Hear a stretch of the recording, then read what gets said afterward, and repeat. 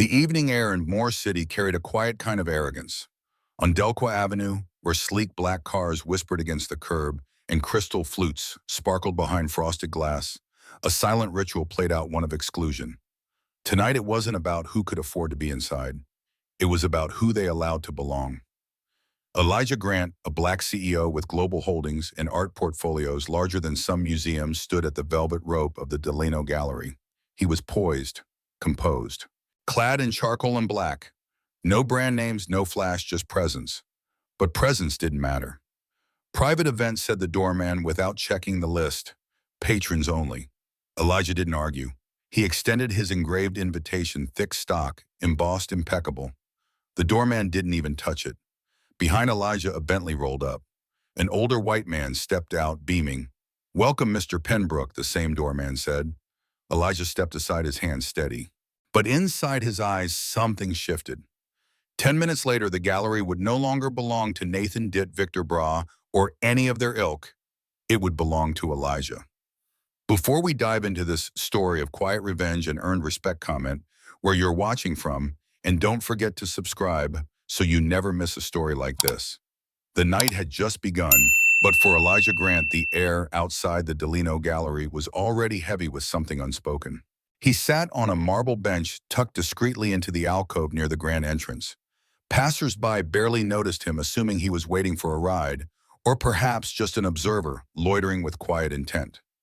No one recognized the billionaire behind the shadows because Elijah didn't need to be recognized.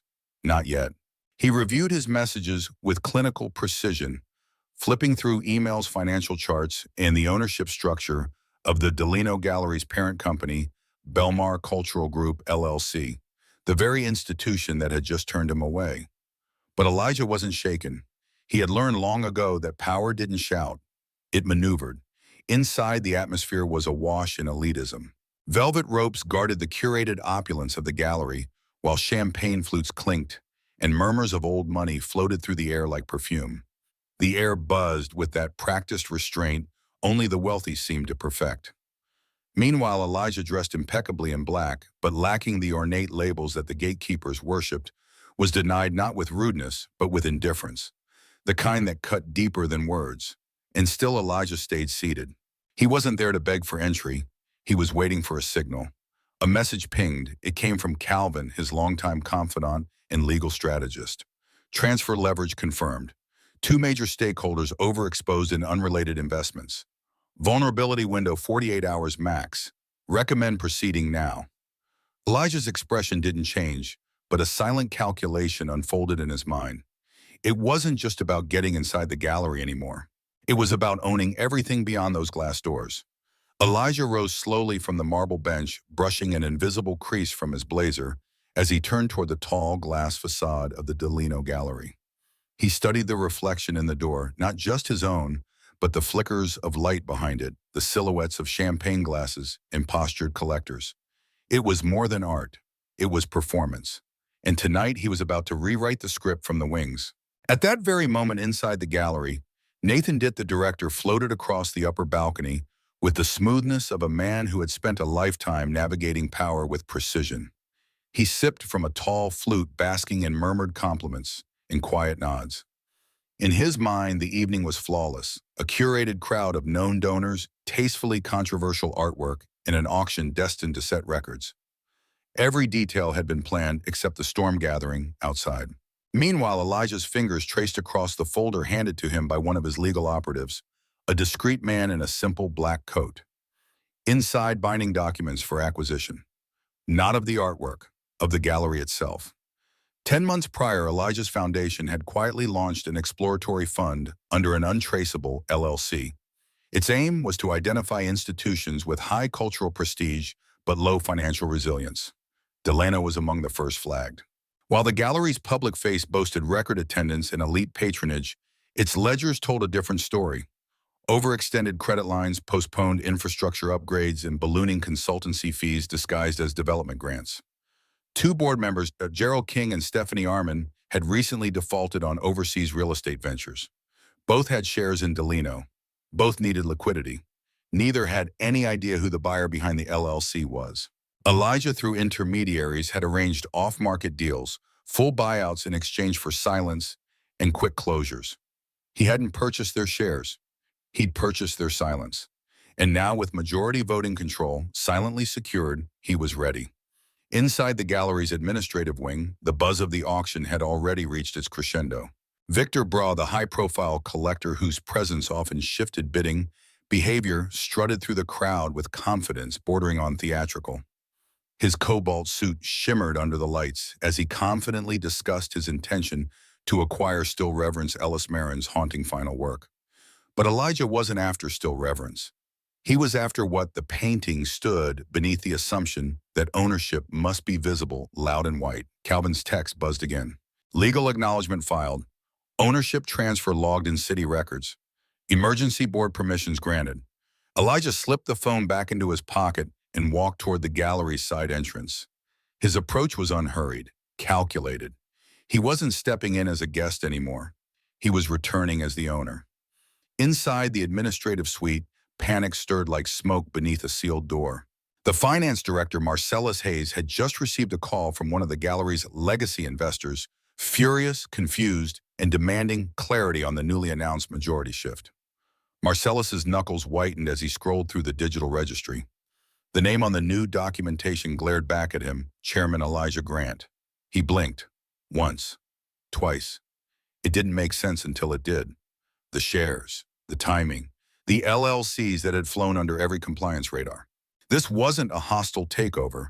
It was a surgical incision through the heart of a system too arrogant to monitor its own pulse. Marcellus stood and stumbled into the hallway barking orders. Get legal. Now, find Nathan. But Nathan was already descending the gallery steps toward the stage, preparing for the opening bid on Still Reverence. He had no idea that the floor beneath him had already shifted. No idea that his next words would be spoken inside a building that no longer belonged to him. Meanwhile, Elijah stepped through the side entrance and into the private gallery corridor. Two staff members glanced at him, confused, but said nothing as he passed. He moved like he belonged, because he did.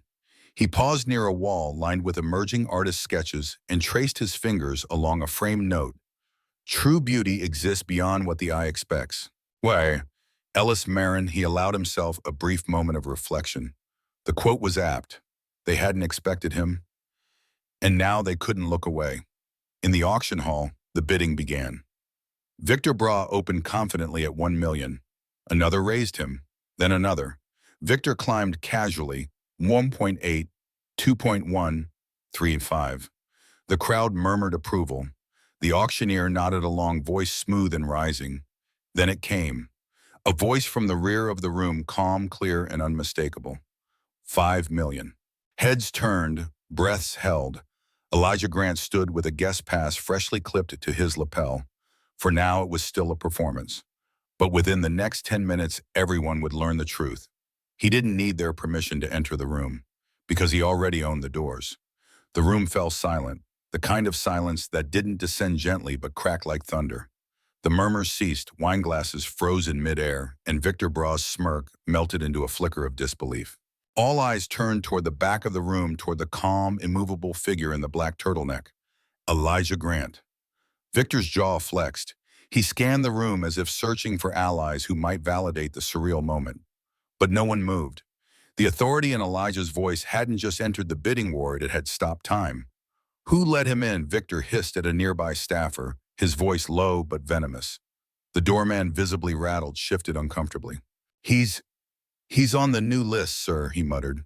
The new list. Victor whipped around, eyes darting to the gallery's director. Nathan Ditt was no longer near the stage. Word of Elijah's presence had traveled quickly, and Nathan was storming through the hallway toward the back office, his phone vibrating nonstop in his hand. Inside the administrative wing, chaos had replaced composure. Emails from legal alerts from board members and internal system notifications were pouring in like an avalanche. One in particular made Nathan stop in his tracks. Subject building key system. Update new administrator Elijah Grant. He blinked. The words didn't make sense. Elijah Grant, administrator. His hand trembled as he opened the follow-up attachment. The building's digital infrastructure, security, lighting, internal access had already been transferred to a new cloud host, Lancer Dominion servers.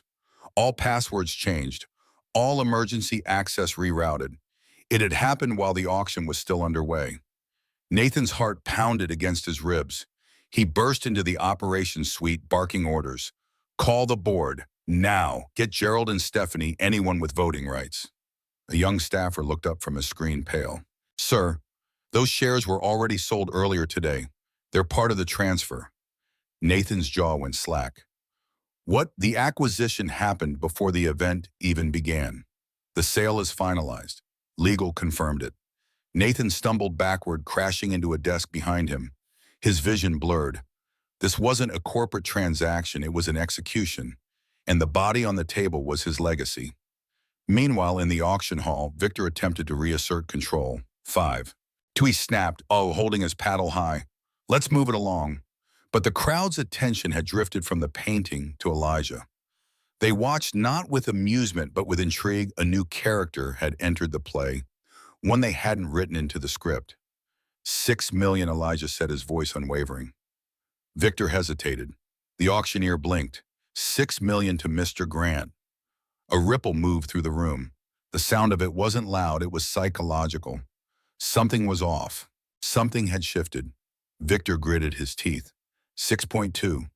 He wasn't even looking at the painting anymore. Elijah Grant owns the gallery, a whisper cut through the air like a razor.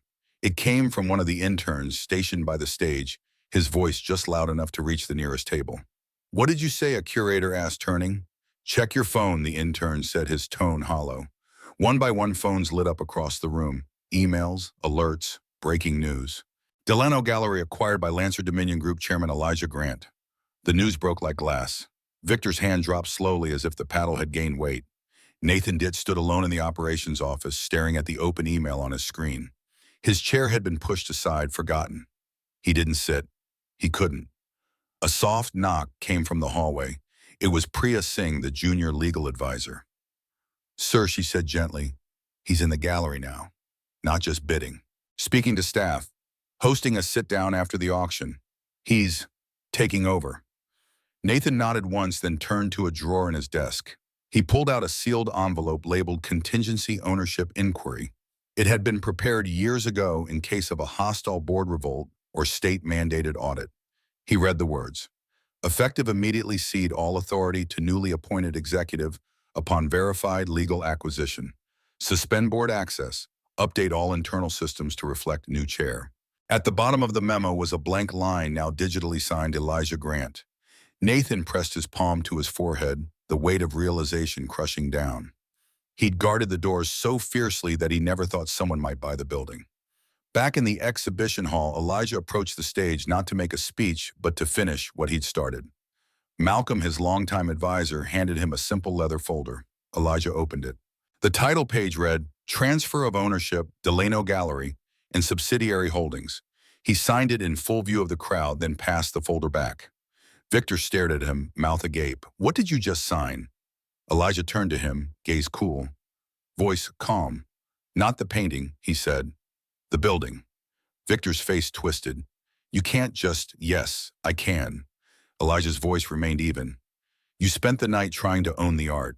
I came to own the frame. And just like that, the room understood. It wasn't about a painting, it was about permission. And Elijah had rewritten the rules of access. The echo of Elijah's words hung in the air like the final brushstroke of a masterpiece. You spent the night trying to own the art. I came to own the frame. Victor Bras sank slowly into his chair, no longer the centerpiece of attention, but an afterthought in a narrative that had shifted without his consent. The auctioneer, caught in the whirlwind of revelation, glanced nervously between Elijah and the crowd, then carefully stepped back from the podium, uncertain whether he should proceed or simply let silence finish the story. Malcolm stood quietly to the side, hands clasped behind his back, observing the faces around the room. Critics, patrons, curators, all of them staring at Elijah, not with contempt, but with curiosity. A man once denied entry had become the axis of power, not through spectacle, but through precision. And now that precision would extend far beyond the walls of the Delano Gallery. Hours later, the staff meeting was unlike anything the gallery had ever hosted. No champagne, no orchestral quartets, just metal chairs and a ring, and Elijah sitting not above, but among them. I'm not here to replace excellence, Elijah began. I'm here to replace exclusion. The room listened in stillness. Many had been with the gallery for decades building careers on legacy and taste, and yet no one had asked how that legacy was shaped or who had been left out in the process. Elijah looked directly at the exhibitions coordinator. Why haven't we showcased a single artist from South Baltimore in 5 years? The woman hesitated. We prioritize global reach, blue chip artists, international acclaim. Elijah nodded. And in doing so, you told your own city it wasn't worthy of being seen. The silence was uncomfortable, necessary. He turned to another. How many Black or Latino interns have been promoted to full curatorship? The assistant director cleared his throat. None. That's not an oversight, Elijah replied, voice still soft. It's design, whether conscious or not. The weight of those words didn't come from anger. It came from truth.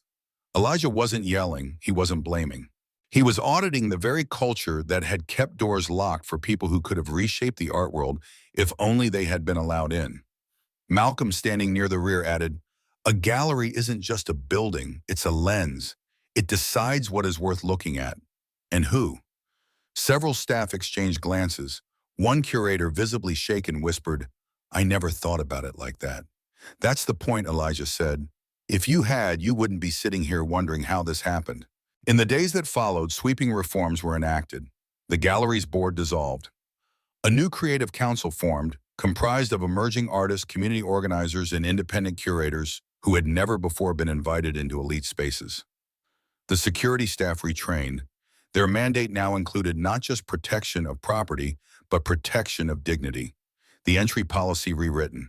No more velvet ropes or whispered approvals based on perceived status. If your work spoke, it would be heard.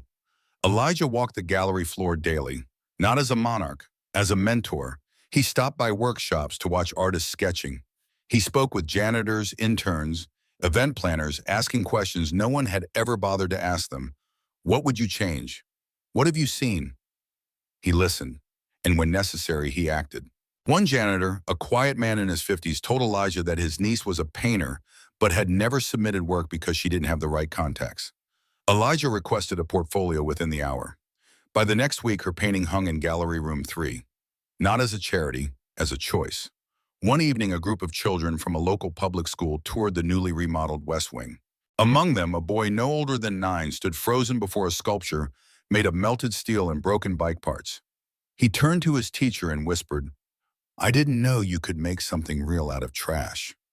The docent guiding them smiled. That's what art is, seeing what others throw away and saying this has value. From a nearby hall, Elijah watched. He didn't interrupt. He didn't announce who he was. He simply nodded, because that was the purpose now. To build a place where no one had to explain why they belonged. To create a culture where the janitor, the child, the forgotten, the unseen, all knew that someone was watching out for them in rooms where decisions were made. That was what power was for. Not to keep others out, but to hold the door open longer. As word of Elijah Grant's acquisition spread beyond the city, the story ignited a series of tremors far larger than the walls of the Delano Gallery could contain. News outlets initially reported the event as a feel-good billionaire twist, Black CEO buys gallery that rejected him. But as investigative reporters dug deeper into the transaction, what emerged wasn't just a moment, it was a systemic reckoning. The Delano Gallery had been a cornerstone of the national art establishment for decades. Its board members sat on panels that determined grant distributions, artist fellowships, and academic appointments. Its exclusivity wasn't just cultural, it was infrastructural. And now that infrastructure had a fault line running straight through it. Inside the gallery, a silent purge unfolded. The legal team discovered emails, some polite, others not detailing previous rejections, of artists based on appearance, zip codes, or unverifiable institutional compatibility. These phrases, now under scrutiny, were exposed for what they were: coded language for classism, racism, and elitist gatekeeping. A whistleblower, a former program coordinator, came forward anonymously through a public blog post. She wrote, "We used to laugh about it. Too street, too raw, not museum ready. That's what we called any work that didn't come from a European MFA or wasn't sold through our preferred brokers." Elijah Grant didn't just buy a building, he detonated a tradition. The post went viral. Elijah didn't comment, he didn't need to. The reform spoke louder. Meanwhile, at the next National Art Federation symposium, Elijah's absence was a subject of constant whispering. He had been invited to speak. He declined. Instead, he sent a proxy, the 19-year-old artist Devin Mazizi, whose first piece now hung in the front foyer of the Delino Gallery. Devin wore a simple, dark suit still creased from the box it had shipped in. When he took the podium, the silence was tangible. "I wasn't supposed to be here," he said, "not just because I'm young, but because I don't fit your definitions of taste polish or prestige. But someone made a seat for me, so I'll speak from it." He held up a small card, his gallery badge. "This is a permission slip for every artist who was told they weren't enough." Applause broke not like thunder, but like rainfall. Slow, then relentless. Back at the gallery, Nathan Ditt's absence was noted but unspoken. His office had been quietly cleared. His legacy, once displayed proudly in curated timelines along the hallway, had been removed not out of spite, but accuracy. In their place, the gallery installed a living wall of artist statements, each one hand-selected from marginalized voices around the world. One read, "I draw to remember my mother's face." Another, "Art kept me alive when silence would have killed me." A third, unsigned, simply read, "They said my story wasn't worth the canvas, so I stitched it into the frame." The symbolism was unmistakable. In Washington, policy advisors from the National Endowment for the Arts requested a meeting with Elijah. They wanted to understand his operational model. Why had visitor numbers doubled in 2 weeks? Why had donor contributions, especially from first-time givers, increased by 68%? His answer: people give to what they believe in, but they stay for what believes in them. By the end of that month, 3 other galleries across the country began internal reviews. 2 hired diversity equity officers for the first time. 1 announced a new rotating wing dedicated to art from underrepresented zip codes. In boardrooms and lobbies and classrooms, people were talking. Not about the painting, about the man who changed the gallery without a press release. Inside the Delano Gallery, a subtle shift in energy had become permanent. Docents no longer whispered through exhibits, they encouraged questions.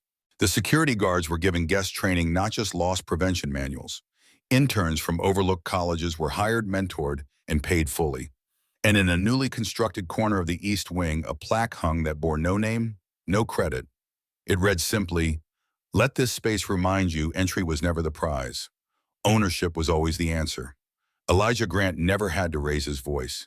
He simply rewrote the rules of engagement, and in doing so dismantled a system that had mistaken curation for exclusion, prestige for prejudice, and tradition for silence. The building was still made of marble and glass, but now it reflected something far more valuable than art. It reflected truth. 2 months after the acquisition, the Delano Gallery was no longer just a place to view art. It had become a living testimony to transformation. Every corridor now whispered with stories of second chances and long silence voices. The cultural elite that once roamed its halls in silk and champagne now shared space with community organizers, public school art teachers, and aspiring creators who had never before set foot in a formal gallery. But this wasn't just about inclusion. It was about redefinition. The most controversial change came quietly. Elijah Grant dissolved the traditional acquisitions committee. Instead of a board of well-funded collectors deciding which works would grace the gallery's walls, a rotating jury was formed, composed of working-class artists, retired educators, street muralists, and community leaders from Baltimore's outer districts. Critics scoffed. One headline read, "Delano goes democratized, what's next, Instagram filters." But inside the gallery, something extraordinary began to unfold. Attendance didn't drop, it exploded. Lines wrapped around the building on weekends, not for exclusive openings, but for community review nights. Artists presented works in raw form, half-painted canvases, chipped sculptures, spoken word performed beside sketch pads, and the public voted. The top selections were displayed for 3 months. One visitor, a retired sanitation worker named Roscoe, stared at a large abstract titled "Daughter's Breath." When a reporter asked what drew him to it, he said, "That's what it looked like the day she came home from the hospital. My little girl. First time I ever believed I could protect something fragile." That quote went viral. Elijah didn't respond to it publicly, but he had the words etched into a bench beneath the painting. No plaque, just the sentence, just the truth. In his private office, Elijah's workspace remained intentionally sparse, just a matte black desk, a single armchair by the window, and a shelf of artist sketchbooks he'd collected since college. But one wall had been transformed. It was covered floor to ceiling with photos not of famous guests or donors, but of every staff member who had ever faced discrimination and stayed anyway. Every overlooked janitor, misunderstood artist, underestimated assistant. Each photo bore the same inscription, "You belonged before they knew it." Meanwhile, Nathan Ditt had faded into obscurity, but he hadn't disappeared. He relocated to a small town near the Chesapeake Bay, where he opened a modest art space in an old library. There he curated his first exhibit in years. It wasn't avant-garde or opulent. It was called Redemption in Four Colors, and every piece was created by former students he had once ignored. He sent Elijah a letter. "Thank you for showing me what I didn't want to see. I was guarding a castle that no longer had a kingdom." Elijah never replied. He didn't need to, because the gallery was changing more than just walls. It was shifting ecosystems. Universities began restructuring their art programs, citing the Delino model. Instead of portfolio-only admissions, new pathways opened through community submissions and service-based recommendations. Professors rewrote syllabi. Students saw themselves in the artists they studied for the first time. Even auction houses started to shift. When a major auctioneer in New York hosted a feature night on emerging urban realism, 5 of the 6 artists represented had once been denied showings in traditional galleries. Each credited Elijah's reforms as their breakthrough. One artist, Lola King, stood on stage holding her mother's old painting apron. "I was told for years this wasn't real art, that it was too black, too messy, too full of anger. But tonight it sold for $240,000. So maybe it wasn't the art that was wrong. Maybe it was the frame." The crowd stood, not because of the price, because of the perspective. Back in Baltimore, the Delino's new director of youth programs, a 24-year-old former graffiti artist named Sean DeVee, launched the gallery's first ever Open Walls initiative. For 3 nights a month, young people could tag the temporary panels installed across the East Wing. Spray paint, crayon, pen, no limits, no judgment. Elijah visited one night dressed simply in jeans and a gray sweater. He walked past panels exploding with color, with rage, with love. One panel bore a single line, "They never let us in until we kicked the whole door down." Elijah paused and smiled. In that moment, he knew something irreversible had occurred. Not just a gallery acquired, a culture confronted, a system redesigned. He didn't need the applause. He didn't need the features or the awards. He only needed what he saw that night, a kid with paint-streaked hands looking at his own creation like it was the first time the world ever truly listened. And in the background, the Delino Gallery stood tall, still made of glass and stone, but now a mirror to truth, a vessel for change, a sanctuary for voices that once whispered and now roared. The sharp crack of the gavel echoed through the gallery's grand hall, a sound that usually signified victory, ownership, triumph. But tonight it felt like a shift in gravity. "Sold," the auctioneer announced, voice steady, but eyes darting toward the man now standing calmly at the back of the room. "6 million to Mr. Elijah Grant." Gasps were barely masked. The room, once filled with genteel murmurs and well-practiced social smiles, had turned hushed. Champagne glasses were halfway raised, frozen in midair. The tension didn't scream. It simmered. Victor Bras sat rigid in his chair, lips parted slightly, fingers still wrapped around his bidding paddle, as if refusing to believe the outcome. He blinked slowly, staring at the man who had not only entered the gallery unannounced, but now stood at the center of its attention, unbothered and fully in command. Elijah didn't gloat. He didn't smile. He simply nodded at the auctioneer, then turned his head slightly, signaling to Malcolm. Malcolm stepped forward with practiced precision, a leather folder under his arm, and a calm authority in his walk. His dress shoes clicked softly against the marble floor, echoing like punctuation in the silence. He reached Elijah, opened the folder, and offered a pen. Elijah signed the document with a single stroke, the motion smooth and deliberate, as if he had done this 1,000 times before. He handed the folder back without looking down. Victor stood slow and disjointed, like a man waking from a strange dream. He took a few steps toward Elijah, his voice breaking the silence. "What is that?" he asked, attempting to sound curious, but unable to mask the irritation in his tone. "Transfer papers?" Malcolm replied, his voice even. Victor frowned. The painting, Malcolm shook his head once. No, the entire gallery. As of 20 minutes ago, it's under new ownership. You could feel the ripple that swept through the room. Not a breeze, but something tighter, something real. An invisible thread pulled the crowd's attention toward Elijah, a man they had overlooked an hour ago, now revealed as the orchestrator of a quiet storm. Victor scoffed, almost laughing. You're joking. Elijah turned slowly to face him. His expression was unreadable, calm, composed, but not passive. It was the look of someone who had waited, calculated, and chosen the perfect moment to strike. You should have bid on the right thing tonight, Elijah said. A silence deeper than before filled the space. From the back of the room, Nathan Ditt watched everything unravel. The color had drained from his face. His hands trembled at his sides.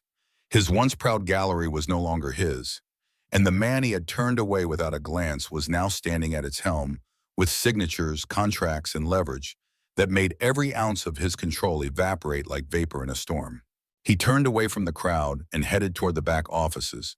His steps, heavy shoulders slouched, not with shame but with disbelief. Victor wasn't finished. You think buying the place makes you belong here? He sneered. You think people will accept this, accept you just because you signed a few papers? Elijah walked forward, not toward Victor, but toward the stage. His steps were slow, deliberate. He turned to face the crowd. I didn't sign those papers to be accepted, he said, his voice calm. I signed them to make sure no one else has to prove they belong. Another silence. Deeper. More intimate. This wasn't just about art anymore. It was about who had the right to stand in the room, about who had the power to define what culture access and legitimacy looked like. Victor's face contorted. This is madness. You don't know what you've stepped into. Elijah tilted his head slightly. You mistake my silence for ignorance. But silence is where I've done my best thinking. Behind him, Malcolm stepped to the side, producing another document and placing it on a nearby table. Full transfer of board authority. Elijah Grant is now executive chairman of the Belmar Cultural Group, parent company of this institution. All operational and artistic decisions flow through him. A curator gasped audibly. Another staggered back from the wall, bumping into a sculpture. This gallery, Elijah continued, is built on the illusion of exclusivity. Art doesn't need barriers. It needs bridges.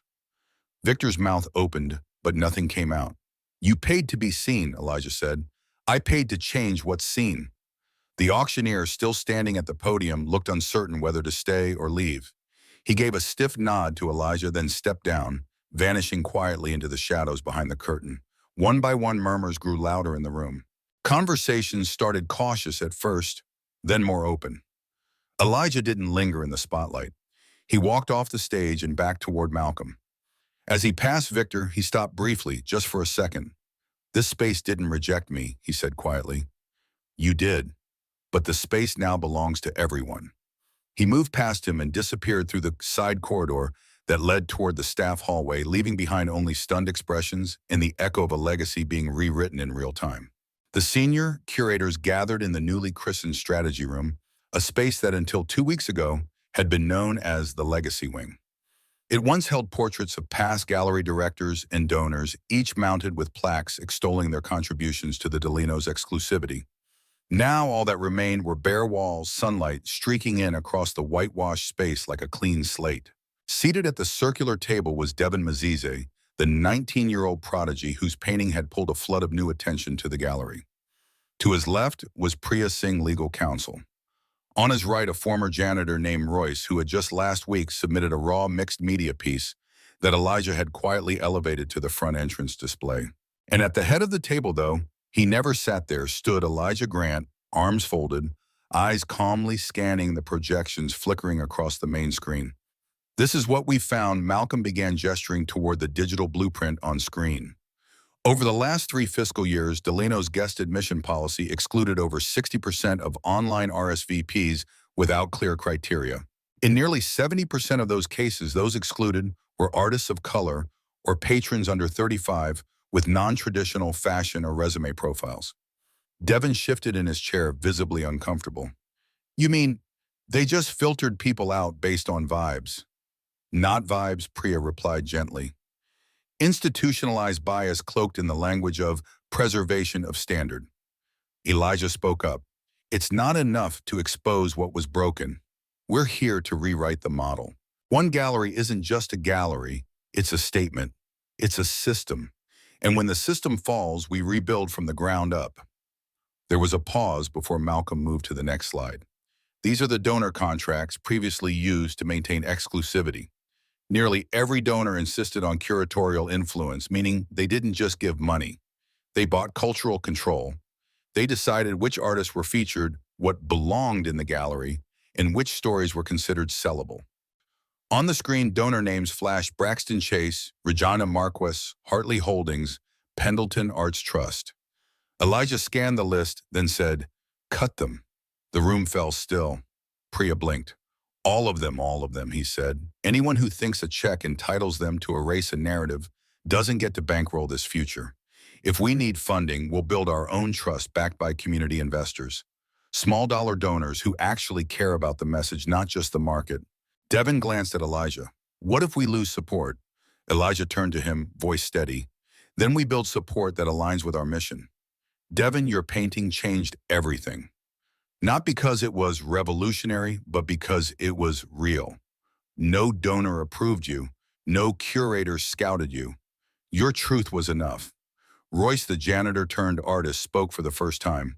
What if we're not ready, some of us? We've never even been in these rooms. Elijah stepped closer to the table.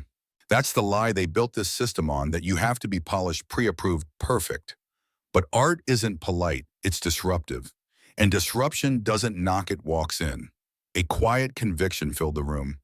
Malcolm clicked to the final slide, Phase 3 institutional review.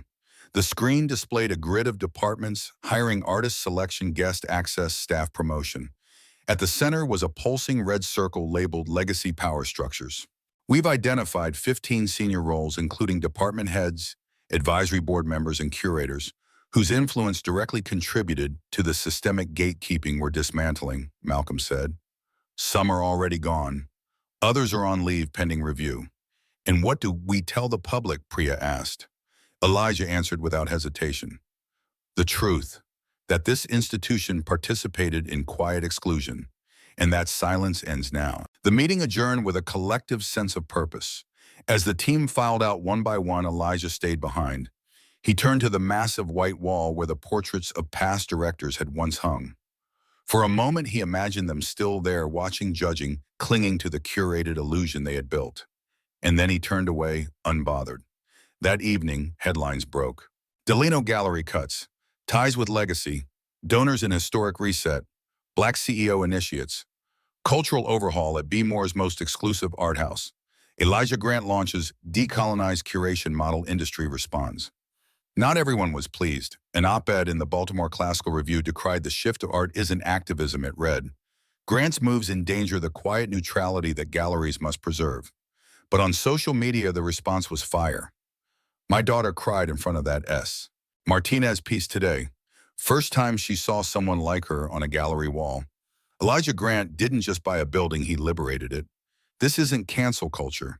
This is correction culture. Inside the gallery, the shift was even more visible. Students from local public schools filled the hallways during free access hours. A community wall had been installed near the lobby where anyone could submit sketches, anonymous, unsigned, uncurated. Elijah walked that hallway often. He didn't stop to admire the polished pieces anymore.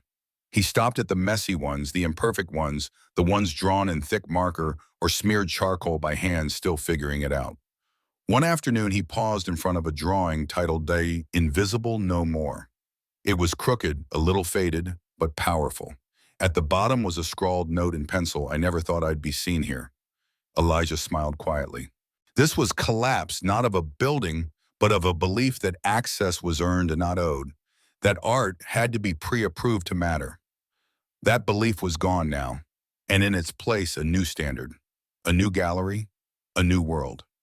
2 months had passed since Elijah Grant's silent acquisition had turned the art world's most exclusive gallery into a blueprint for radical inclusion. Yet even now, the Delino Gallery didn't feel like a rebrand. It felt like a rebirth. The once frigid marble entrance now opened into a space humming with quiet activity. Not noise, not chaos, but life. Gone were the glass cases and velvet ropes. Instead, movable panels allowed for flexible exhibitions, and artist statements were handwritten displayed beside each piece like signatures of intent. The smell of fresh paint no longer came from the walls, but from the works being made live by visiting artists on rotating residency. But the real transformation wasn't what people saw, it was how they moved. No one tiptoed anymore. Children ran, elders wandered slowly without fear of being watched or corrected. Staffers weren't stationed like guards, they were storytellers, ready to explain not just technique, but truth. A new gallery director had been installed, Camille Aurora, a former museum educator from Chicago known for her community-first approach. She arrived without fanfare, choosing to work her first week without a formal office, instead sitting among docents reviewing comment cards from guests. "We won't rate art by pedigree anymore," she said in her first internal meeting. "We'll rate it by presence, what it gives, what it risks, what it remembers." In one of the central alcoves, a steel sculpture twisted upward in the shape of two open palms. Around it, digital projections of quotes from previously rejected artists scrolled across the wall. They said my work was too angry. They said people wouldn't understand. They said not here, not now. Under each, a smaller line blinked in soft gold, now on display. For Elijah, this was never about a single painting or even a single insult. It was about systems, about how rooms get built and who they're built to keep out. Late one afternoon, he stood quietly in a side gallery dedicated to emerging voices. On the far wall hung a collage made entirely of torn auction catalogs and guest list scraps pasted over the gallery floor plans. In the middle, in red paint, were the words, "I was always on the list. You just didn't read it." Elijah said nothing. He didn't need to. He turned and walked toward the next wing, where a group of high school students was being guided through an exhibit titled Structures of Silence. The docent leading them was none other than Royce, the janitor turned artist, now a full-time curator. He spoke not like a teacher, but like a witness. "This one," Royce said, pointing to a piece made of crushed glass and old Metro cards, "is called Threshold. The artist said it represents every doorway they weren't allowed to step through. But look closer, it's also a window." The students leaned in, captivated. One girl raised her hand and asked, "Was this here before the new owner?" Royce chuckled. "No.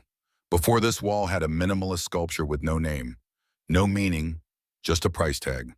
They laughed. Elijah kept walking. In the administration wing, the rhythm of operations had changed too. Priya Singh now led weekly transparency briefings where hiring numbers, artist outreach stats, and guest engagement trends were shared openly across all departments. It wasn't performative, it was restorative. The goal wasn't just equity, it was accountability. As spring approached, Camille announced a new initiative, the 100 Walls Project. 100 spaces across the country, public libraries, community centers, shelters, would receive rotating exhibits of work previously shown only in elite institutions. Elijah funded it quietly, making sure each delivery came with installation instructions written by the artists themselves. No corporate logos, no fanfare, just art placed where it had never been allowed to live before. Some critics still scoffed. A well-known columnist wrote, "Grant's version of curation feels more like open mic night than fine art." But Elijah never responded to criticism. His silence had always been his sharpest tool. Instead, he spent his energy elsewhere, mentoring younger collectors, reviewing micro-grant proposals from underrepresented creatives, or simply wandering the galleries as a silent observer. He became a presence, not a symbol. One evening after closing hours, Elijah sat alone in the gallery's courtyard. The garden had been redesigned to include sculptures from local students, some crude, others breathtaking, but all placed on equal pedestals. The fountain in the center, once dedicated to the gallery's founding family, had been drained and repurposed into a planting bed for native wildflowers. He watched as the light slowly dimmed across the grounds. For the first time in weeks, he allowed himself to close his eyes. And in that stillness, he remembered. He remembered the first gallery that turned him away as a teenager. The look on the attendant's face, the implied doubt, the rejection dressed as professionalism. He remembered telling himself, one day they'll see. But what he'd realized since what had reshaped his mission was this: they didn't need to see him. He needed to see others. That was the real revolution. Not revenge, recognition. The next morning before the gallery reopened, Elijah walked through the main hall and stopped beneath a new installation. A massive mirrored arch had been erected between two wings. Carved along its edges were the names of every artist rejected by the gallery between 1970 and 2020, over 600 in total. At the very top it read, "Art is the door. Respect is the key." And just beneath it, in smaller print, "Let everyone in." He stood there for a long while, then turned and disappeared down the corridor, not with ceremony but with peace. The third quarter brought headlines, but not the kind Elijah Grant sought. He'd never cared for press cycles or media validation. Yet the gallery's quiet transformation was being dissected, debated, and at times degraded by traditional art circles. Words like unorthodox, experimental, and disruptive flooded op-eds. Some saw this as innovation, others as intrusion. But Elijah didn't speak to the cameras. He spoke through infrastructure. By the end of month 3, the Delino Gallery's operations had been fully rewritten. Its once opaque advisory board had been dissolved. In its place, Elijah instituted the Circle Panel, a rotating jury of artists, educators, community organizers, and curators, diverse not by checkbox, but by experience. No one could serve more than 6 months. No one could serve twice. And their decisions shaped everything. Exhibit schedules, artist residencies, grant allocations. One board member of a neighboring museum scoffed in an industry roundtable. "How can you build legacy with that kind of turnover?" Elijah, in a rare public comment, answered with calm precision. "Legacy isn't about control, it's about access. A gatekeeper leaves behind a vault. I'm building a bridge." That quote spread like wildfire, not because of flair, but because it was foundational. It hinted at something deeper, something legal. Because behind the warmth of the gallery walls and the community murals blossoming across Belmore's east side, Elijah had begun to draft legislation, not symbolic policy, law. He called it the Creative Equity Standard, a proposed federal framework aimed at redefining public funding qualifications for galleries and museums.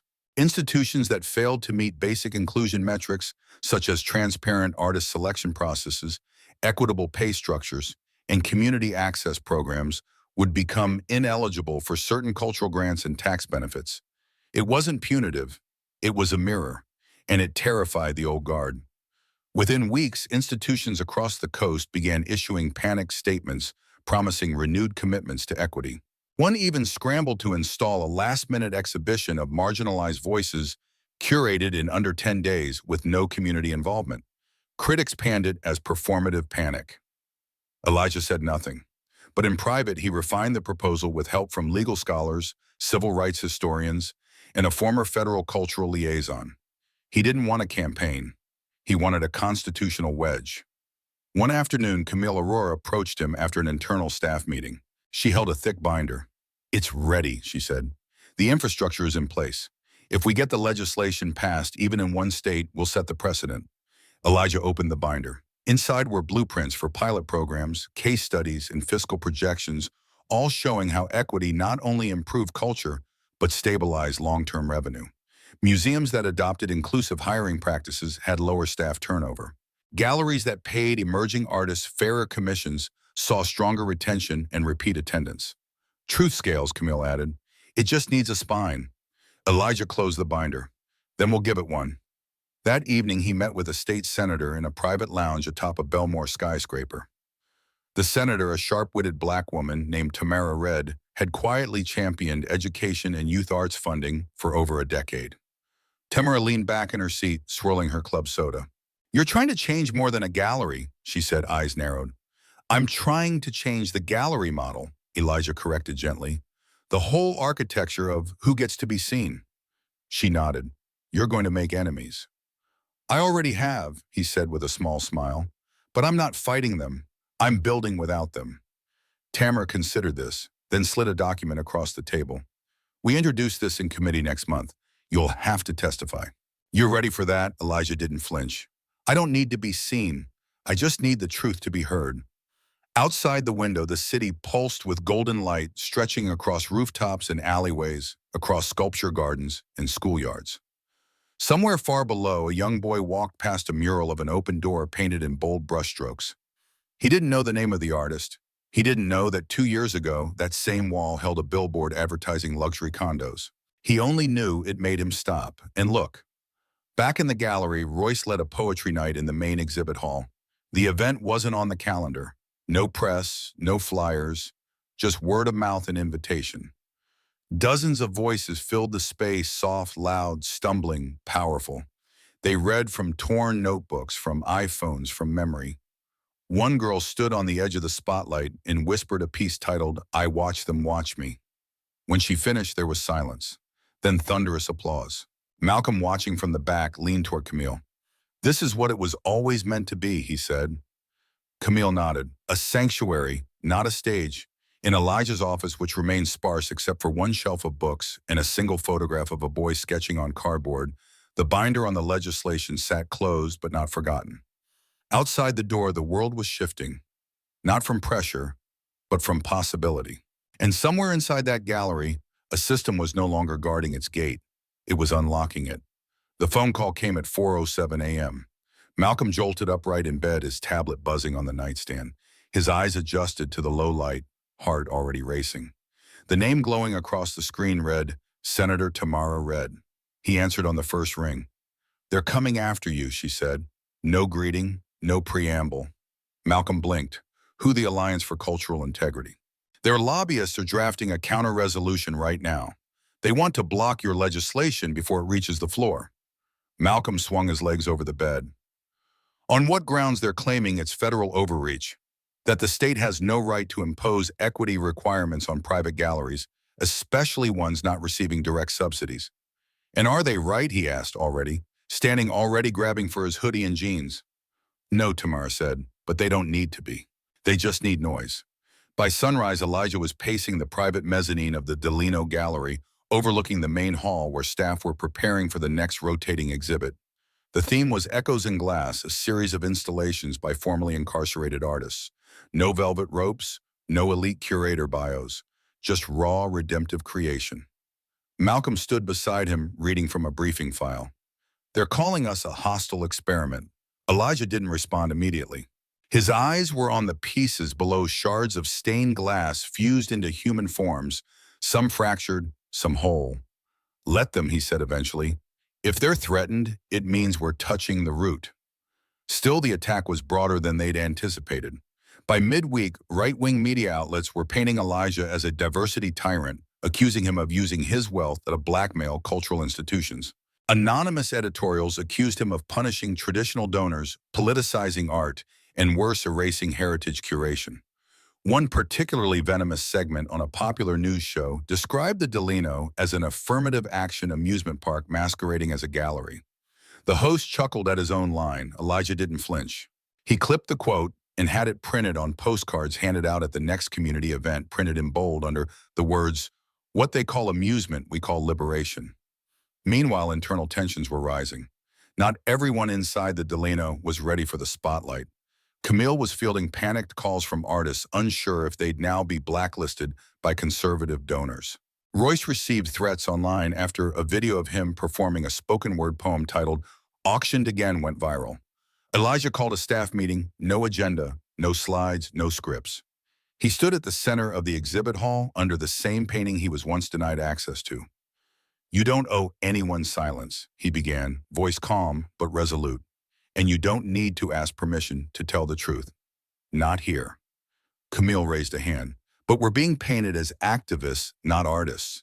That's how they'll discredit us." Elijah nodded slowly. "Then let them try to discredit a masterpiece. Let them try to erase something permanent." That night, Malcolm initiated a data dump, public records revealing that some of the same lobbying groups fighting their equity bill had funneled money into discriminatory housing initiatives, anti-immigrant policies, and even suppression of arts funding in lower-income school districts. They called it the Curtain File, a digital repository made public in one click. The backlash was immediate. Senator Red's office was flooded with both support and outrage. National outlets began requesting interviews. Art blogs shifted their tone. A famous director tweeted, "If you're not with Delino, you're with the Gates." But this wasn't just about online fire. This was legal war. 3 days later, the Delino Gallery received a cease and desist letter. It came from the Cultural Ethics Fund, a shadowy nonprofit with major donor ties accusing them of weaponizing art to influence state legislation. The threat was clear. Shut down the legislation or face a federal lawsuit for malicious interference in private sector standards. Elijah took the letter and placed it in the center of the gallery floor, beneath a glass pedestal. He invited the public. Over the next 48 hours, more than 9,000 people visited, not to admire a painting, but to read that letter. Teachers brought students. Families arrived with strollers. Formerly incarcerated men who had created art for echoes in glass stood beside it, pointing to their own pieces and saying, "They're trying to shut this down." News anchors stood stunned. One of them asked Elijah, "Are you trying to turn the gallery into a political platform?" He replied simply, "I'm turning the gallery into a mirror.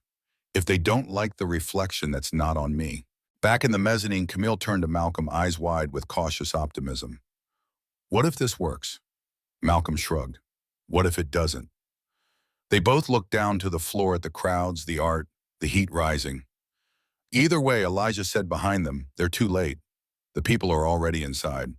The doors to the Cultural Equity Summit opened with the weight of 1,000 expectations.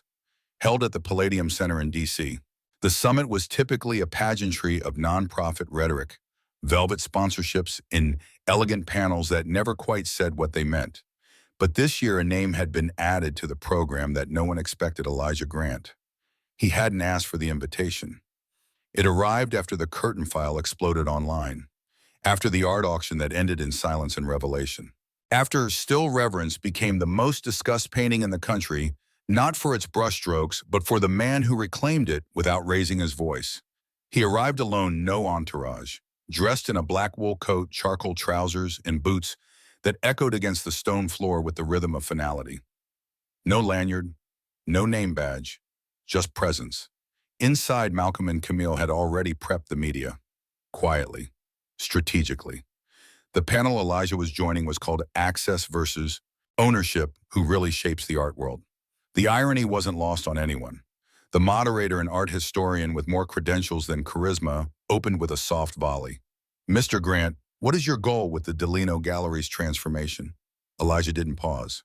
"Truth," a beat passed. The audience leaned forward. "The goal isn't to change art," he said. "It's to change the system that decides who gets to show it." The gallery wasn't broken because of curation. It was broken because it didn't know who it was excluding. The room was silent. No coughs, no phones. A panelist across from him, the director of a major East Coast museum, interjected, "But don't institutions have the right to preserve their vision?" Elijah turned toward her, calm. Preserve vision or preserve visibility for the already seen? Camille, seated in the back, gripped her notebook tighter. Malcolm's phone buzzed nonstop with press requests. The panel continued, but Elijah didn't need to say much more. His presence was the answer. The audience could see the contrast: institutional polish versus lived strategy. Every argument against him rang hollow. Every defense of exclusivity sounded dated. By the end of the panel, applause was restrained but telling. Some clapped with conviction, others with obligation, but no one stayed seated. Backstage, Elijah was approached by a figure he hadn't seen in a decade: Professor Halverson, his old design theory professor at Belmore Tech. The man had aged gracefully, silver hair pulled into a low bun, eyes still sharp. "You turned silence into a medium," he said, offering a quiet handshake. "They won't forgive you for that." "I'm not here for forgiveness," Elijah replied. "I'm here for correction." Meanwhile, back in Baltimore, something else was unfolding. Inside a closed boardroom at Wexler Holdings, the conglomerate that quietly funded many of the groups opposing Elijah's reforms, a memo was being read out loud. Lancer Dominion has triggered an equity cascade. 4 other regional galleries have announced diversity audits. 2 legacy donors have redirected funding to the Grant Initiative. And the Delino Gallery's visitor traffic has eclipsed all other East Coast competitors for the 3rd consecutive week. The CEO of Wexler frowned. "He's converting principle into profit." "That's dangerous." One of the strategists nodded. "We underestimated the branding power of justice." A pause. "Should we initiate counter-programming?" Silence. Then, "Too late. We need a seat at his table. Or we'll be the ones standing outside." Back at the Palladium, Elijah declined press interviews. Instead, he slipped out through a side door and into the chilled D.C., airwalking 2 blocks in silence before reaching a corner cafe where Camille and Malcolm waited. Camille sipped tea, barely hiding her grin. You cracked the summit. Malcolm handed Elijah a file, and Wexler just requested a meeting. They want to collaborate. Elijah raised an eyebrow. They mean co-opt. Camille leaned in. So what do we do? He took a breath, watching steam rise from his untouched cup. We build our own summit. They stared at him. You mean a counter-conference? No, Elijah said, voice steady. I mean a new system. Malcolm's eyes narrowed in understanding. Policy, investment, creation pipelines. A gallery is a doorway, but a network of them. That's an architecture. Outside, snow had begun to fall, soft, precise, quiet. Elijah turned toward the window, watching the white specks gather against the glass. He could already see the blueprint in his mind. Not just one building reclaimed, but a chain of access stretching across cities owned, not rented, curated by truth, not reputation, staffed by those who had once been turned away, and funded not by legacy donors but by belief. We don't need their approval, Elijah said. We need their fear. And then we replace it with respect. Malcolm leaned back. Then let's start drafting. The next morning, the first floor of the Delino Gallery transformed into something it had never been before, a war room of culture. Gone were the champagne flutes and curated whispers. In their place, architectural diagrams pinned to corkboards, digital dashboards mapping underrepresented communities, lists of cities sorted not by affluence, but by potential. Elijah stood at the head of the space with Camille and Malcolm on either side, each armed with binders thick with proposals. The initiative was no longer just about a gallery. It was about replicating the Delino model ethically, structurally, and systemically.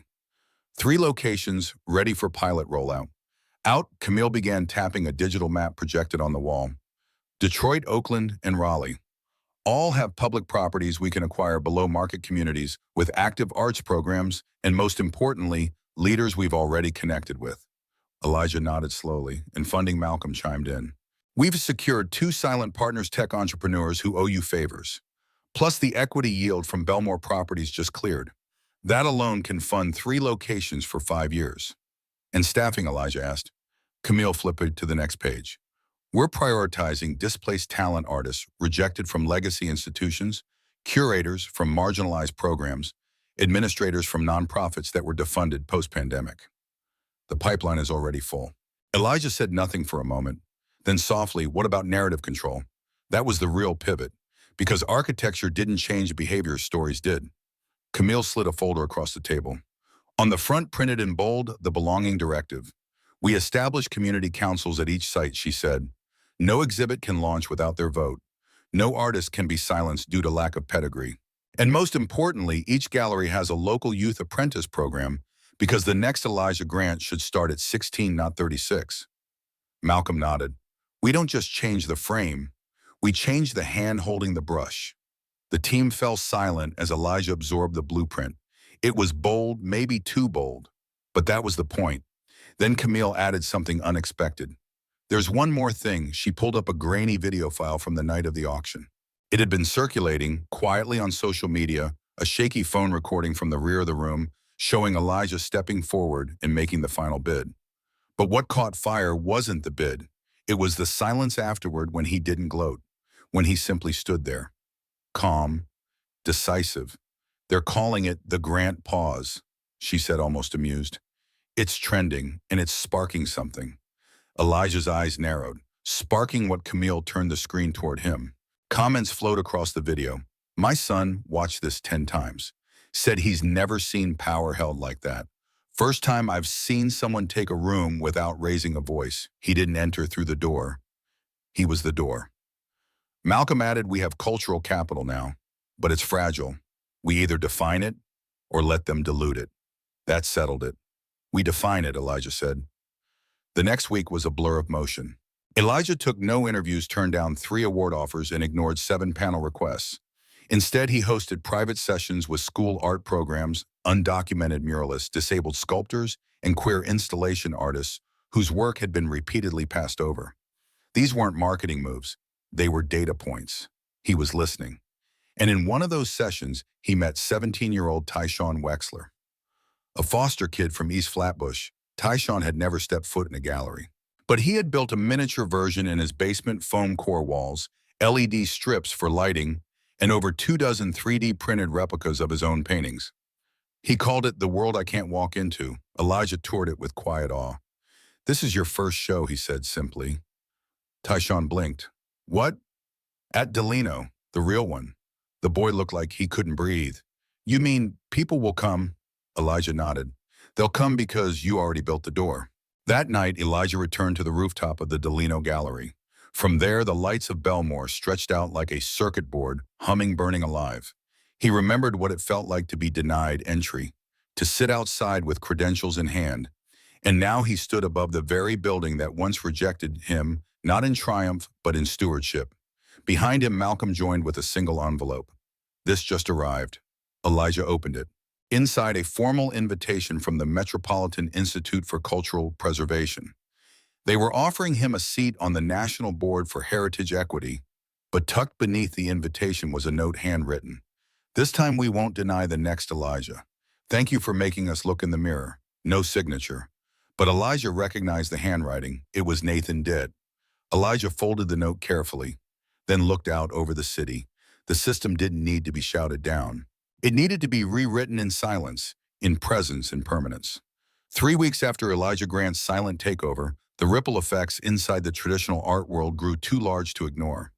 The Delano Gallery's transformation had already sparked a media frenzy, but something deeper, more institutional, was beginning to shift. One by one, elite art establishments began to confront their own buried rot. At the Easton Foundation, nestled deep in Manhattan's Museum Mile, the board of directors gathered in their cloistered top-floor conference room for what was supposed to be a routine quarterly report. Instead, they found themselves sitting across from Geneva Alcott, a rising curator, and their newest board advisor. She didn't come with spreadsheets. She came with receipts.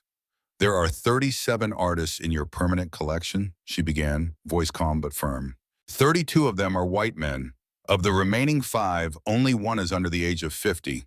None are black, not one." A few board members shifted uncomfortably in their seats. Geneva continued, her hand steady as she placed a thick dossier on the polished mahogany table. "This is a compiled list of submissions your acquisitions committee has rejected over the last 10 years. I've redacted names so you can't blame this on merit.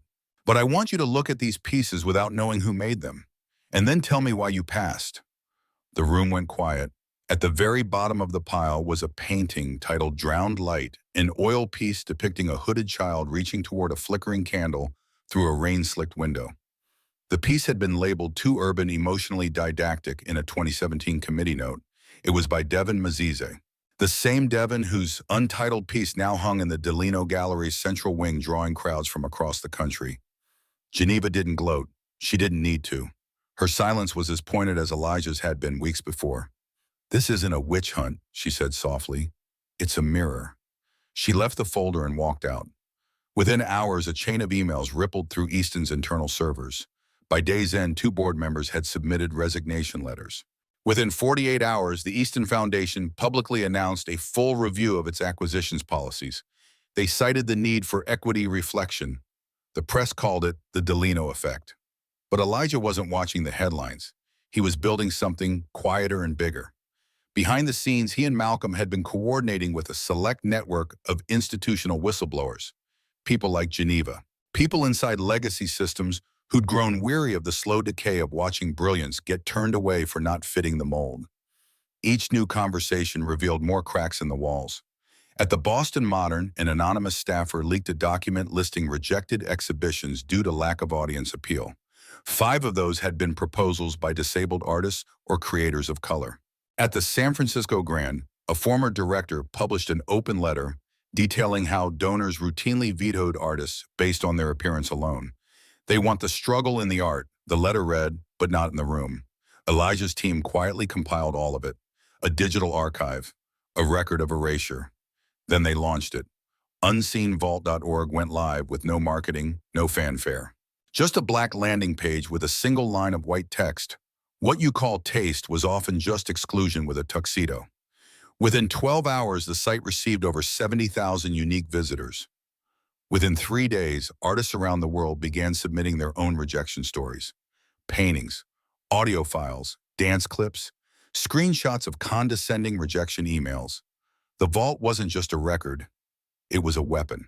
By the end of the week, 3 major galleries released public apologies for past curation decisions. One museum offered retroactive invitations to 10 artists they'd once declined. 2 others called Elijah seeking collaboration. He said no. This isn't about hosting, he told Malcolm. It's about handing over the stage.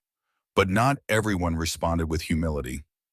One gallery director referred to Elijah's model as performative disruption on a live panel. A collector labeled the Delino reboot gentrified defiance. A famous critic tweeted, "Not every room needs to be redefined. Some are sacred for a reason," to which Elijah responded with 3 words, "Then build new rooms." He didn't argue. He never engaged in public spats. He didn't need to.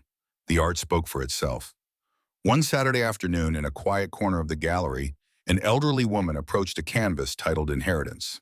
It depicted a grandmother placing a paintbrush into the hand of a child surrounded by shadows of ancestors. She stood there for 20 minutes without moving. When she finally spoke to the gallery guide, her voice broke. "My granddaughter painted this. No one ever believed in her. But someone here did." Across the hall, a young man was sketching in a notebook while watching the light hit the frames. He wore no badge, no credentials, but he was seen. The system was cracking not through rage, but through presence. Elijah wasn't shouting at the gates anymore. He had rewritten the blueprint, and now others had started to follow it. Elijah Grant stood at the mezzanine of the Delino Gallery, not in solitude, but in quiet company. Around him, artists, curators, archivists, and even janitors were gathered not for a press conference, but for a private strategy session. There were no lanyards, no status titles, just chairs arranged in a circle and notebooks filled with ideas. The space once reserved for elite fundraisers had been reconfigured into a creative commons and incubator for the very people who'd long been excluded. Elijah paced slowly at the edge of the group, listening more than speaking. His eyes moved from face to face, pausing on each person like a curator admiring a painting, not for polish, but for truth. "We've spent years," he finally said, "proving we're worthy of rooms we were never allowed to enter. I'm not interested in proving anymore. I'm interested in building." Malcolm stood beside a projection screen displaying architectural sketches, floor plans for a new kind of art center. Not a gallery, not a museum, but a living archive. It would feature rotating exhibitions by marginalized artists. Yes, but also residencies for formerly incarcerated creatives, coding boot camps for youth in underfunded districts, and performance spaces that doubled as community forums. "We're calling it frame shift," Malcolm said, gesturing toward the blueprint. "Every square foot will be an answer to a gate that once stood closed." A young woman in a denim jacket raised her hand. Her name was Amara, a sculptor, whose work had been displayed on the streets before ever being recognized by a gallery. "How will you decide who gets in?" she asked, her tone cautious. Elijah didn't flinch. "We don't decide. They do." He pointed toward a line in the bylaws projected on the wall. "Artist-led admissions. Every new applicant would be reviewed by a rotating council of working artists, not legacy gatekeepers." The idea wasn't radical, it was overdue. That afternoon, the committee began forming in real time, not based on fame, but on experience. A dancer from East Detroit, a muralist from Oaxaca, a digital poet from Jakarta, a disabled photographer from Atlanta who'd lost 3 gallery contracts after refusing to remove her wheelchair from her press photo. Elijah watched as the committee self-assembled, not with hierarchy, but with hunger. Not for validation, but for equity. As plans for frame shift accelerated, the traditional art world began to panic. A memo from the National Arts Syndicate leaked to the press. It warned member galleries of institutional destabilization driven by new radical frameworks. They called Elijah's movement a philosophical insurgency. Malcolm read the memo and chuckled. "They're scared." Elijah didn't smile. "Good." Meanwhile, the Delino Gallery had become a model of what was possible. Visitor numbers continued to rise, but so did something harder to quantify: ownership. Not of paintings, but of space. A student who once cleaned floors there now curated his own room. A formerly unhoused mother ran the gallery's youth mentorship program. And in a quiet corner beneath soft light, a canvas by Devin Mazizi had been paired with a quote from Elijah: "Visibility is not the reward, it's the right." But not everyone was ready to evolve. At the Bardwell Institute, a storied cultural institution in London, an emergency board meeting was called to address the Delino threat. Sir Kenneth Barrow, a longtime patron, warned that the influx of new artists would dilute cultural purity. His statement made headlines, but not in the way he hoped. Within hours, an anonymous Bardwell employee leaked a photo of the board's diversity report, a blank page. The backlash was swift. Donors pulled out. Sponsors withdrew. And in a stunning reversal, Bardwell's director resigned live on air. The Delino effect had jumped continents. And Elijah, he was never quoted, never photographed. Instead, he sat on the floor of a youth art camp in South Baltimore, watching a 7-year-old girl named Layla paint a mural with her fingers. It was wild, messy, and full of light. "Can I put this in your gallery?" she asked without looking up. Elijah crouched beside her, dipping his own finger into the paint. "You already have," he whispered. As Frameshift moved from blueprint to reality, the movement became impossible to ignore. Elijah's team partnered with schools, prisons, shelters, and even small towns where art had been an afterthought. They brought supplies. They offered mentorship. They didn't ask for permission. They asked for stories, and people told them. A former graffiti artist in D.C. taught composition at Frameshift's first satellite hub. A retired textile worker in Ghana hosted workshops through its international program. A deaf sculptor in Oregon streamed a live demonstration that drew 80,000 viewers. Frameshift wasn't a building, it was a reckoning. One of Elijah's last internal memos read, "We're not replacing old galleries, we're making them irrelevant." In a final boardroom meeting before Frameshift's official launch, Malcolm asked a question that had been on everyone's mind. "Do you think they'll try to stop us?" Elijah looked up from his notes. "They can't stop what's already begun." He stood and walked to the glass wall overlooking the city skyline. Below, cranes lifted steel beams into place. Walls were rising, rooms were forming, but they wouldn't be barriers. They would be bridges. Weeks passed, and Frameshift's main campus neared completion.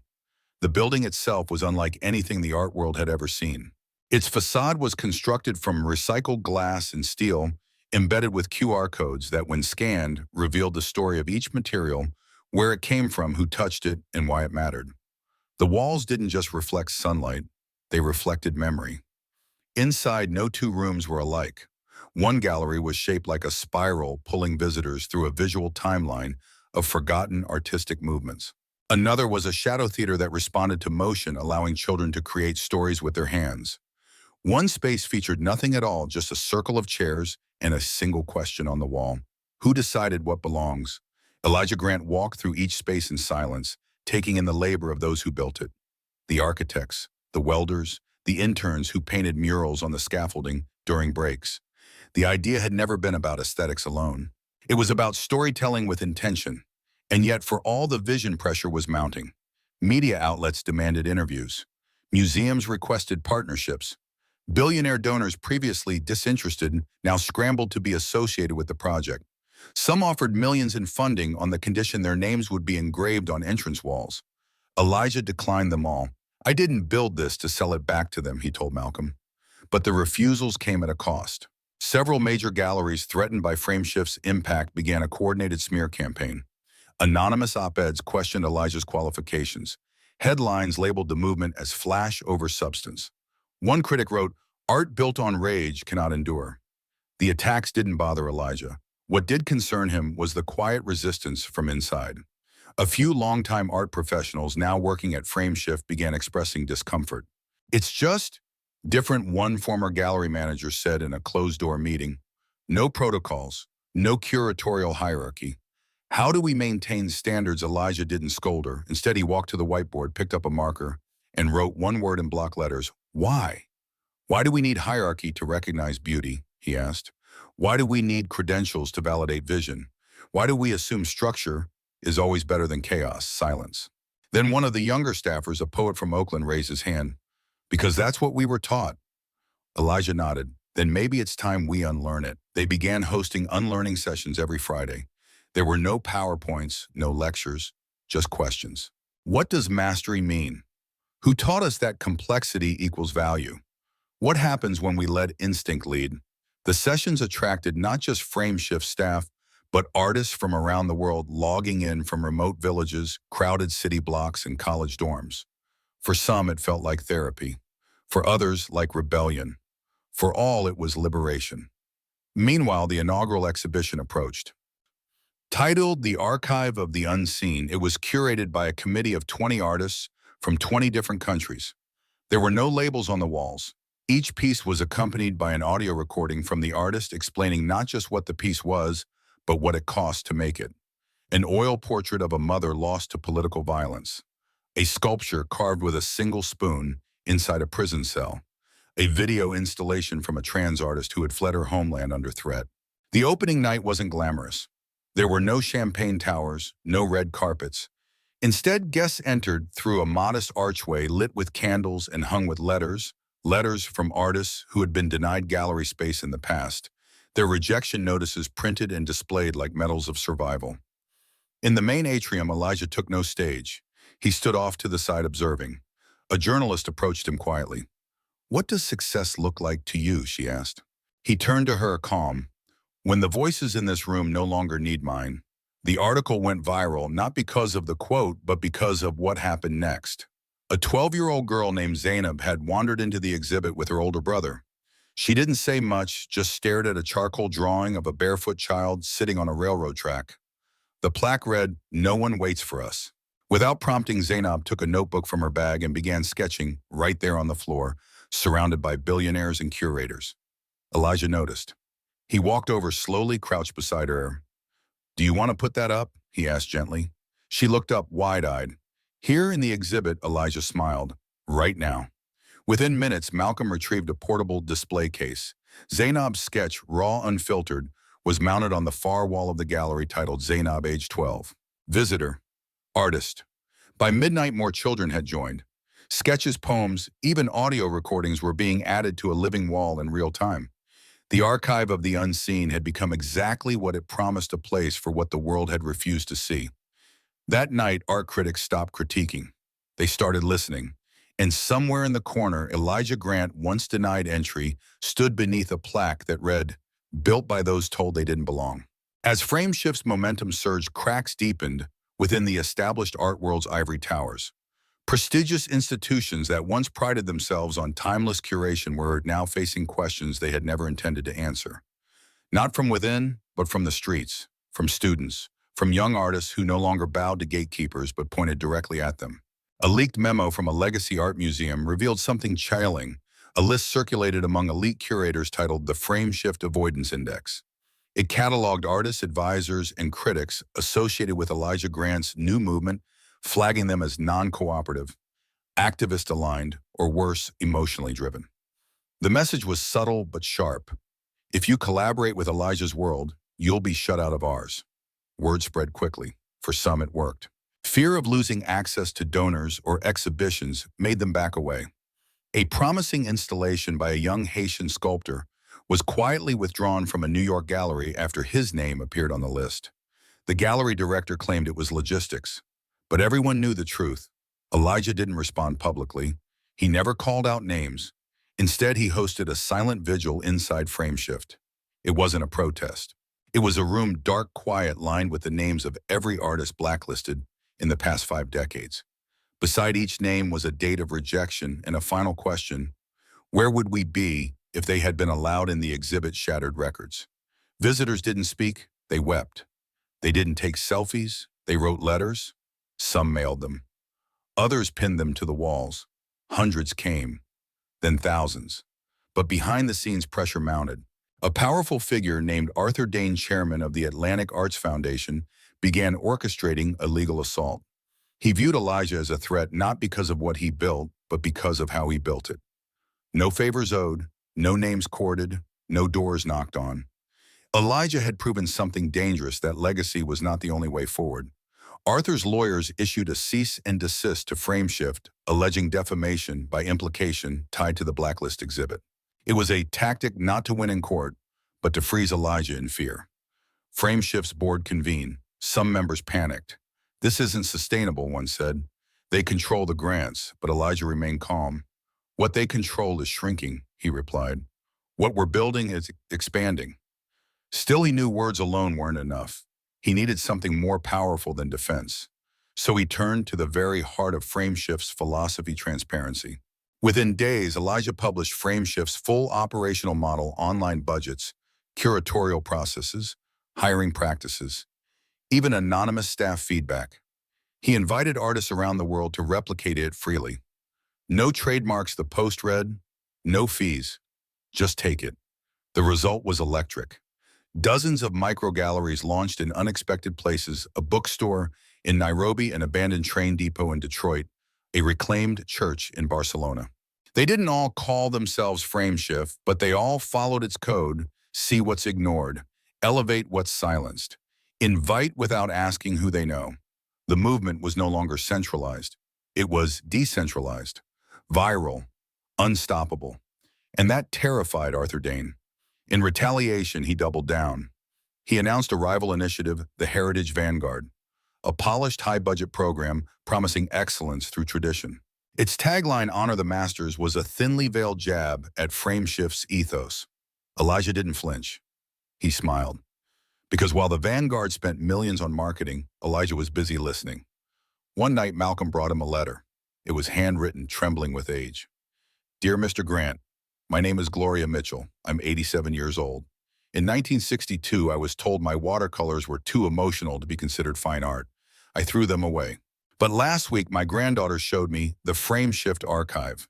For the first time in 6 decades, I painted again. Thank you for making a place where my voice still matters. Elijah folded the letter gently and placed it beside his desk. Then he picked up his phone. Find her, he told Malcolm. Invited her to exhibit. 3 weeks later, Gloria Mitchell's watercolor series, What I Remember Now, debuted in the front hall of Frameshift. Her opening piece was titled, They Didn't Ask Me Why I Painted. Lines stretched around the block. Gloria stood quietly beside her paintings wearing a pale lavender shawl. When asked by a reporter how it felt, she smiled and said, I'm not nervous. I've been waiting 60 years for this moment. The next morning, Arthur Dane's foundation suffered its most public loss, yet a leaked email showed that they had rejected Gloria Mitchell's work in 1962, calling it primitive. The art world imploded. Donors pulled funding. Staff resigned. Arthur tried to deny it, but the proof was there in Gloria's own handwriting. That night, Elijah returned to the original marble bench outside what used to be the Delano Gallery. He sat there alone, hands clasped, watching the lights inside flicker like candles in a storm. A child passed by holding a sketch pad. He paused, then turned back, walked up to Elijah, and held out a page. It was a drawing of Elijah seated solemn, thoughtful. Underneath, in blocky handwriting, he made space for me.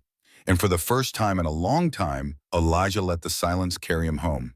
3 months after Gloria Mitchell's exhibition broke the dam, the tides of the art world had fully turned. Frameshift, once considered a radical anomaly, had become a benchmark. Not because it chased prestige, but because it became irrefutable proof that something deeper was missing and always had been. Legacy institutions scrambled to adapt. Some tried issuing open calls to diverse artists. Others scrambled to rename curation boards. A few even hired inclusion officers. But most of these gestures were hollow, performative. The public noticed. More importantly, the artists noticed. They no longer asked for inclusion. They created their own ecosystems and left the old world gasping for relevance. And while the art world flailed in denial, Elijah Grant watched from the center of a quiet storm. One morning, as winter melted into spring, Malcolm arrived at Elijah's downtown office, tablet in hand, eyes unusually tight. They've issued a formal inquiry, he said. Elijah looked up from his notes. Who? The Heritage Preservation Guild. And 4 of the top 5 curatorial boards. They're convening a tribunal. They want to re-examine Frameshift's acquisitions. Publicly. Elijah didn't blink. On what grounds? Malcolm hesitated. They're calling it an integrity review. They claim Frameshift has created a market imbalance, that it's influencing collector behavior without adhering to curatorial vetting standards. Elijah gave a soft chuckle. You mean we made art democratic and now they want it back? Malcolm nodded. They're assembling a panel of curators, critics, and legacy board members. Live streamed, open to the press. Elijah leaned back. Let them. Malcolm blinked. You're not going to fight it. I'm not going to play defense. That was the difference, because what Elijah understood, what few in power did, was that the true court wasn't on stage. It was in the hearts of the audience. If you told the truth plainly with patience and proof, the public didn't need to be convinced. They only needed to be allowed to see. The day of the tribunal arrived with the weight of theater. Framed inside the Metropolitan Lecture Hall, an ornate vaulted chamber filled with velvet chairs and stained glass depictions of Renaissance icons. The setting itself screamed legacy. Cameras lined the aisles, reporters packed the balcony. Elijah entered alone. No entourage, just a leather-bound folder under one arm and his signature calm. The panel sat above him on a raised dais, 7 members, 6 white, 1 racially ambiguous, all stiff in tailored suits. Their expressions were masks of civility stretched too tightly across discomfort. The lead curator cleared her throat and began, "We've called this forum to question Frameshift's growing influence and its apparent disregard for historic curation models. Mr. Grant, would you care to justify your institution's practices?" Elijah didn't rise immediately. Instead, he opened the folder slowly and removed 3 items: a charcoal sketch by a child refugee, a digital print from a blind artist in Venezuela, and a collage made from bus passes and torn eviction notices created by a homeless woman in Philadelphia. He held them up one by one. "No one on your panel would have approved these," he said softly. A murmur moved through the crowd. These weren't designed to match living room furniture. They weren't made by graduates of elite academies. But every one of them has drawn more visitors, more conversation, and more raw connection than your last 3 seasons combined. One of the panelists scoffed, "That's anecdotal, Mr. Grant. What's your measurable proof?" Malcolm, seated quietly in the audience, tapped a key on his tablet. The projection screen behind the panel flickered to life. Charts, visitor data, sales spikes, engagement heat maps comparing Frameshift against legacy institutions. The numbers didn't lie. One curator leaned forward. "But what you're offering isn't sustainable. Art cannot become activism." Elijah stepped forward. "No, what art cannot become is irrelevant. And the moment you started curating for comfort instead of curiosity, you made yourselves unnecessary." Silence, thick and humbling.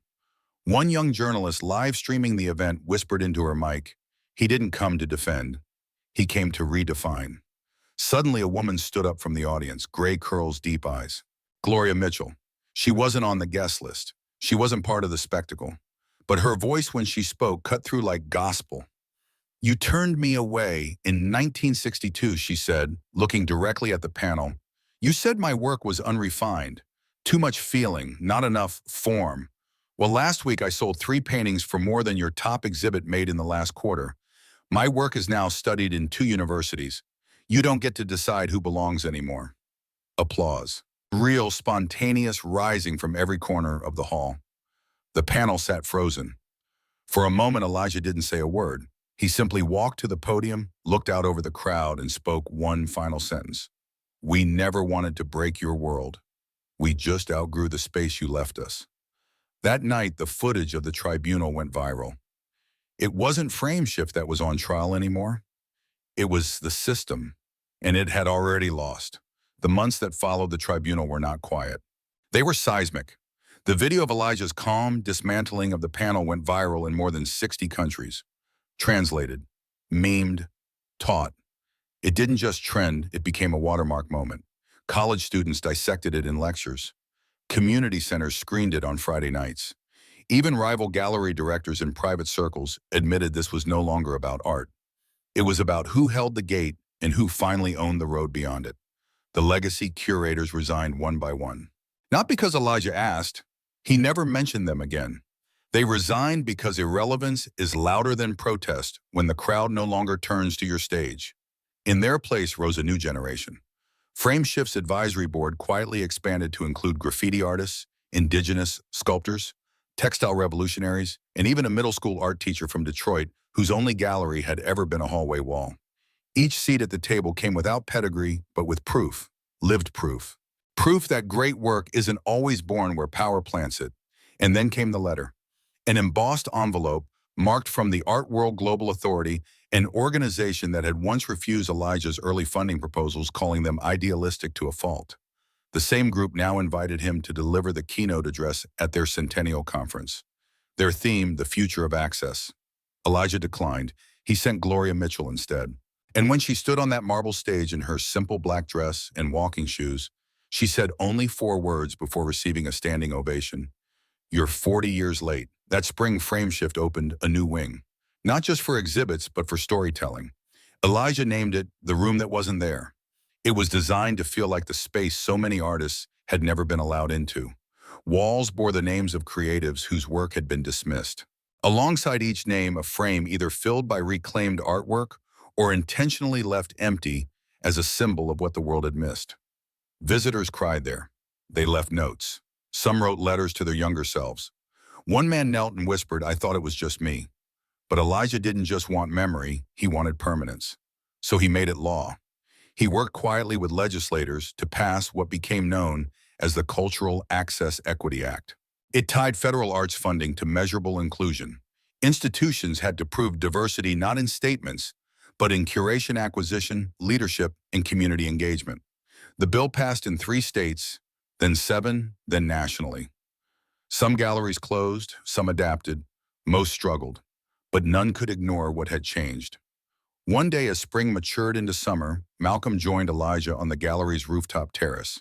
The city stretched before them, sunlight glinting off rooftops, birds dipping through quiet air. Below, school buses dropped off kids for free art programs. Street vendors sold empanadas and fresh mango outside the new Frameshift Cafe. Malcolm handed Elijah a folder. "It's official," he said. "The Moran painting, Still Reverence, has been reappraised. It's now considered one of the 10 most culturally significant pieces of the century. Not because of its brushwork, because of what happened around it." Elijah said nothing, just nodded slowly. Malcolm continued. "And the board approved your idea. The plaque's being updated tomorrow." Elijah looked out at the skyline, read it to me. Malcolm opened the file. "Plaque revision Still Reverence by Ellis Marin, purchased by Elijah Grant. Not as a trophy, but as a turning point." Elijah smiled faintly. Below them, a class of 3rd graders entered the gallery, chattering, pointing, asking questions. One of them wore a paint-streaked hoodie. Another held a sketchbook tight to their chest like a secret waiting to bloom. They didn't know the story yet, but they would. And they would grow up never having to wonder if art had room for them. Because now it did. That was the point. That was the legacy. And no one, not a panel, not a board, not a velvet rope, could erase it. Don't forget to subscribe and hit the notification bell to catch more powerful stories like this one. Thank you for watching, and see you next time.